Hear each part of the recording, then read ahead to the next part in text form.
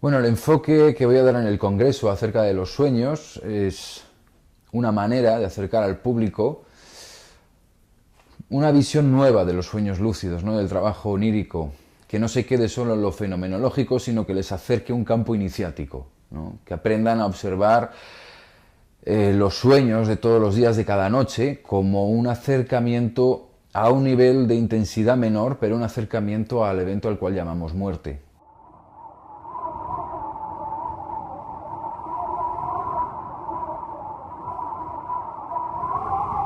La primera fue la muerte de mi padre, teniendo yo 4 años, en la que percibí cómo dejaba este mundo. Él estaba en Canarias, yo en Madrid, y bueno, pues percibí una realidad energética que sería difícil ponerla en palabras, pero bueno, supe que aquello era mi padre dejando el mundo. Y yo dije, papá ha ido al cielo, y mi familia dijo, no, niño, que vienen 2 días, y a los 2 días llamaron diciendo que llevaba 2 días muertos, ¿no? Muerto. Entonces, esa fue la primera iniciación, ¿no? Donde la muerte era un cambio, fue bonito, no fue desagradable, y obviamente fue algo que me dejó un poco entre dos mundos porque no pude compartir esta experiencia con mis mayores. Después, la siguiente, pues a los 17 años, cuando empecé a salirme del cuerpo, porque sí, y empecé a tener estas experiencias en las que pasé bastante miedo, pero luego empecé a ilustrarme un poco y a practicar. Después ha habido muchas, ¿no? Desde trabajo con chamanes, con plantas, la muerte de mi hija, que también fue importante sentir aquel ser salir de su cuerpo, pasar a través del mío, etcétera, etcétera. Sobre todo han sido experiencias que me han enseñado que la muerte, como nos han hablado, no existe y no es real, tal como nos han dicho que se acaba todo y esto es horrible y hay que pasar miedo y hay que pasarlo fatal. Mentira. Duele que un ser que tienes al lado deje de estar, pero no es el fin en absoluto. Y luego experiencias así determinantes de cese de dualidad, etcétera, etcétera, pues han sido muchas, ¿no? Pero al final, con la que me quedo sobre todo es descubrir que Dios literalmente es un sueño.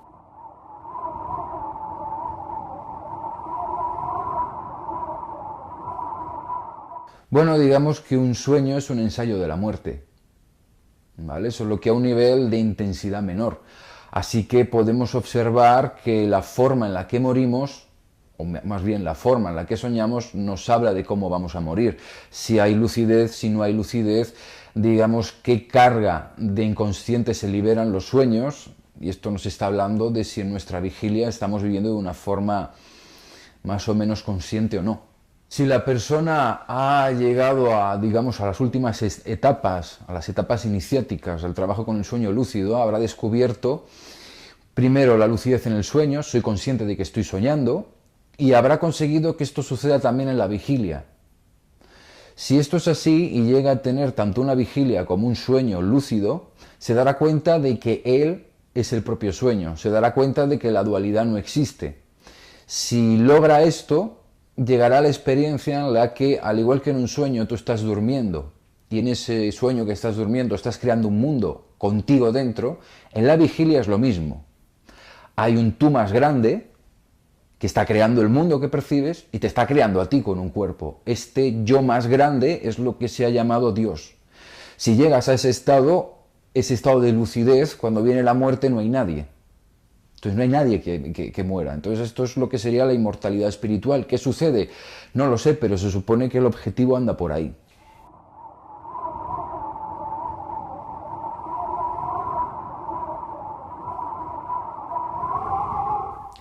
Es muy típico escuchar en testimonios de gente que ha estado a punto de morir, que han visto su vida pasar como si fuera una película. Esto se debe a un proceso de actualización de experiencias y de la memoria que surge en el momento de dejar este mundo, ¿vale? Este proceso es una manera de liberar toda la información para que la conciencia quede, digamos, en un ámbito donde puedas identificarte con la clara luz o con la inmensidad de lo que es el universo o con tu esencia, que en realidad es Dios y no es otra. Obviamente esto se puede realizar en vida, a través de prácticas relacionadas con la respiración y la consciencia corporal. La memoria está en el cuerpo. Esta faceta natural del cuerpo de actualización de la memoria es vital porque te ayuda a liberar los patrones y las descripciones con las que te identificas, la descripción del mundo y de ti mismo. Al, digamos, desglosar esta información, al liberarla, al desenredarla, puedes aprender a percibirte a ti mismo como percepción pura, como un campo de percepción, lo que llama la física cuántica ese océano cuántico, ¿no? Del cual surge toda manifestación y toda forma. La recapitulación, por tanto, es importante también para adentrarse en el mundo de los sueños, porque si te adentras en el mundo de los sueños cargado de información, por necesidad y de forma natural, vas a volcar esa información en los sueños y te va a dar un sueño inconsciente, no lúcido. Por lo tanto, si mueres de esa manera, es muy probable que tengas la experiencia de lo que ahora llamamos vida, que es un sueño no lúcido. ¿Vale? Y estamos tratando de buscar ese despertar de la conciencia. Por eso se dice, si quieres conocer a Dios, te tienes que conocer a ti mismo. Entonces, primero tienes que ver qué es lo que no eres tú y con qué te estás identificando.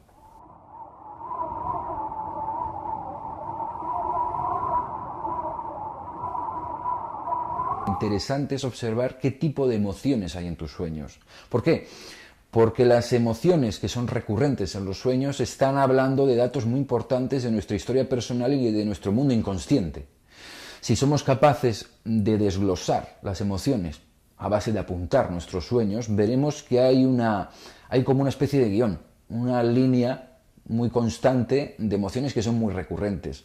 Podemos observar estas emociones en nuestra vida cotidiana, en la vigilia, y actualizar ahí la memoria, ¿no? Y esta sería la parte terapéutica de la onirodinámica, ¿no? Observar qué contenido inconsciente me están revelando los sueños, porque a medida que yo lo libere, voy a alcanzar mayor lucidez en la vigilia y luego en los sueños, porque al final ese contenido de emociones, digamos, densas, nos hunden en la inconsciencia.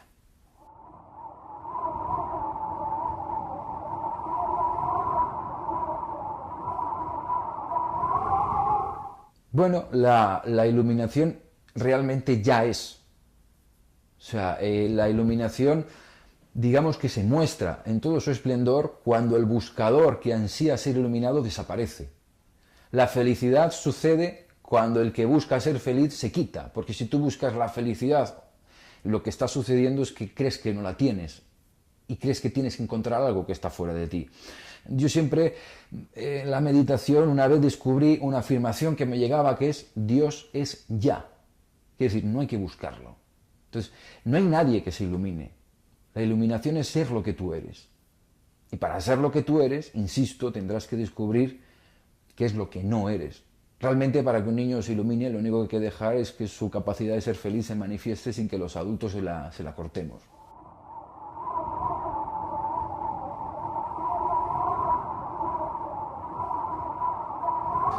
Bueno, la base del sufrimiento principalmente viene de creer, de tener la creencia de que la situación que vives hoy es real y va a ser para siempre. Si observas el mundo desde la experiencia de que es un sueño, de que tú mismo eres un sueño, de que en esencia casi podríamos decir que ni siquiera existimos, si observamos que la parte manifiesta de Dios, ese hágase la luz, por lo tanto todos nosotros y el universo en sí es literalmente un sueño, llegas a un estado de dicha y de felicidad. Es como el que busca el desapego y esa búsqueda del desapego le lleva de forma errónea a una actitud de desamor, de frialdad, de traición hacia sus propios sentimientos y al final a un enganche al desapego. Realmente el desapego solo sucede cuando percibes que el mundo como tal no es real, sino que es un sueño, es una creación. Entonces todo conflicto que tú puedas vivir, desde tu persona hasta cómo es el mundo y la situación en la que está el mundo, en realidad tiene un componente onírico, no es definitivo, está sujeto al cambio. Por lo tanto, el sufrimiento, cuando se llega a esta experiencia, desaparece. De modo que una manera de ayudar a la gente que está sufriendo es ayudarla principalmente a vaciar el vaso, ayudarla a desliar esas conclusiones emocionales que ha heredado y que ha ido aprendiendo de lo que es él y lo que es el mundo, para empezar a percibir que si en cualquier momento vas a morir, en cualquier momento la forma que hoy encarnas va a desaparecer y va a suceder en un presente, en un aquí y ahora, no en un después. Si miras la vida desde este punto, observarás que la vida es tan inestable como lo es un sueño. En cualquier momento cambiará de forma radical y tu visión del universo, o sea, el universo mismo y tú cambiaréis de forma radical, ¿no? Observar la vida desde ahí obviamente nos lleva a un estado de cese del sufrimiento y comienzo de la dicha y de la felicidad.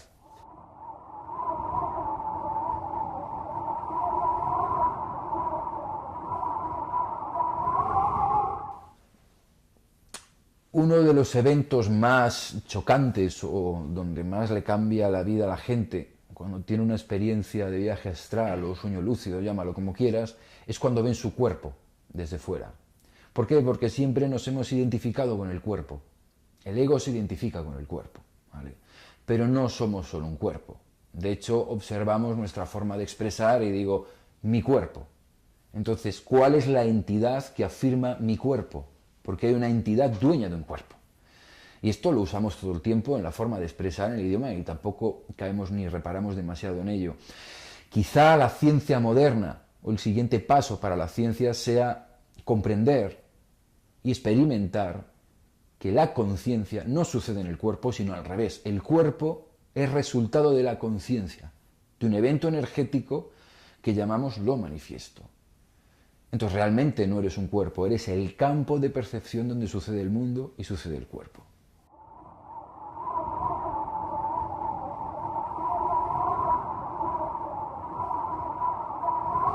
La meditación no es una opción.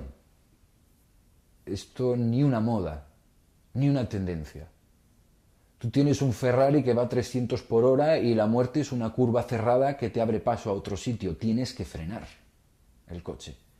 Tienes que aprender a frenar todos los procesos de utilización de plantas de poder, de meditación, de trabajo con el sueño lúcido, etcétera, etcétera, etcétera, sirven para lo mismo, que es fundirte en esa conciencia testigo, donde más allá desaparece el testigo, etcétera, etcétera, etcétera, y poder vivir los cambios de la vida y la muerte, del sueño y el despertar, desde ese espacio que es inalterable, que es único, que no nació y que no morirá. Simplemente para que no sufras y no te ahogues en estos cambios que no acaban nunca, desde los cambios emocionales en una vida, desde los cambios de trabajo, de pareja, las pérdidas de seres queridos, tu cuerpo envejece. O sea, todos estos cambios, si no vivimos desde esa conciencia testigo, desde ese océano donde suceden olas, suceden tsunamis, se hunden barcos, se baña gente, que vivamos esta experiencia desde la calma, porque la vida va, no la has elegido. Y no tiene remedio, no hay vuelta atrás. Entonces puedes sufrir creyéndote el personaje, con todas las cosas que le pasan al personaje, o puedes ser el espectador que disfruta ampliamente de la película en la extensión de su guión y en el divertimento de todos los personajes que forman la película.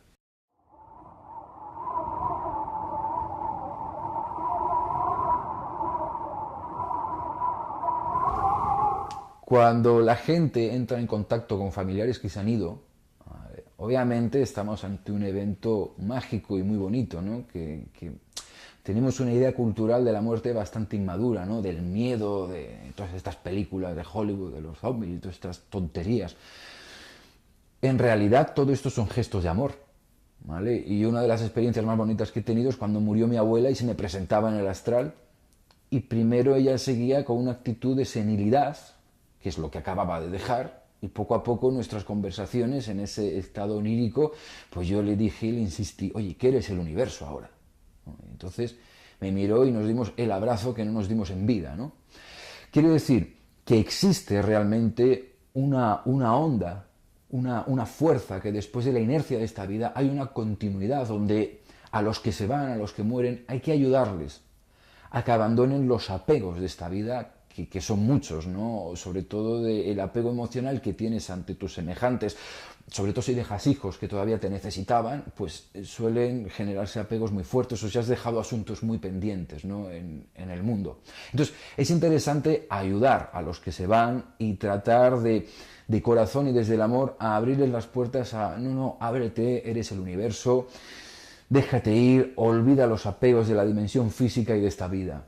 Más allá de esto, lo que descubrirás es que en realidad la muerte no existe, ¿no? Si tú quieres superar, mal dicho, si tú quieres, digamos, aceptar la muerte de un ser querido, cuando dicen superar, para superar la muerte de un ser querido habría que resucitarle, pero si quieres vivir con esto, lo que tienes que aprender es a seguir amando a ese ser, aunque ya no esté aquí, ¿no? Entonces descubrirás que el amor no tiene límites.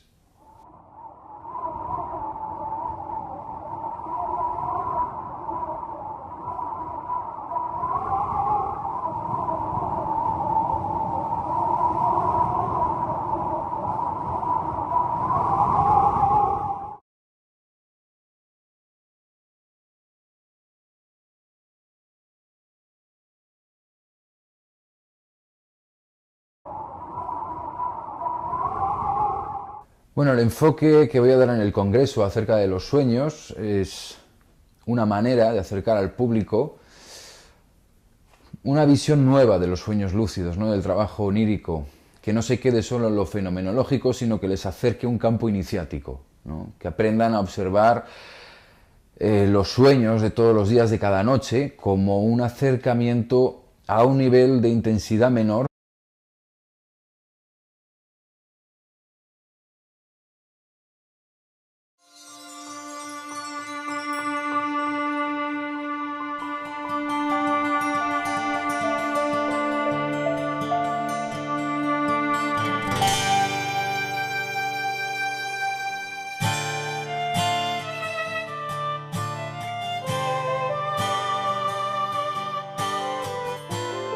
Mundo.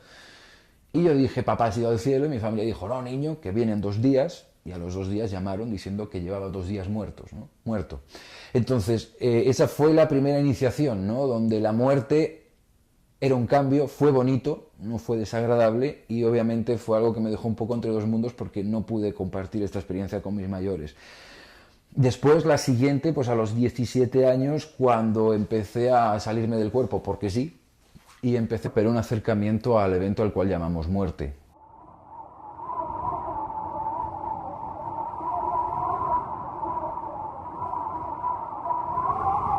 La primera fue la muerte de mi padre, teniendo yo 4 años, en la que percibí cómo dejaba este mundo.